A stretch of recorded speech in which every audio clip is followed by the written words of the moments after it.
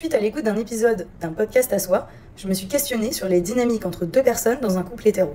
Il a été étudié que beaucoup de femmes en couple sont affectivement dépendantes et placent leur relation au centre de leur vie. C'est d'ailleurs le sujet d'un article du professeur Sonia Dayan-Herzbrun qui s'intitule « Production du sentiment amoureux et travail des femmes ». Pour un grand nombre de femmes, le couple est un lieu pour se réaliser où elles mettent beaucoup d'énergie.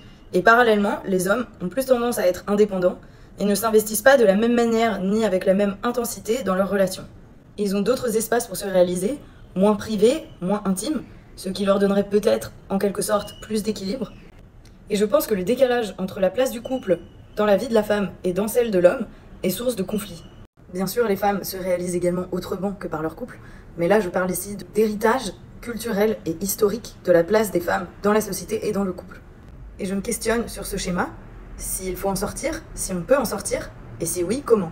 C'est une question complexe, car généralement, les femmes elles-mêmes participent à entretenir ce schéma, non pas par volonté ou par incapacité à s'accomplir autrement, mais par conformisme. Et aussi à cause de l'influence des modèles avec lesquels elles ont évolué et qu'elles reproduisent.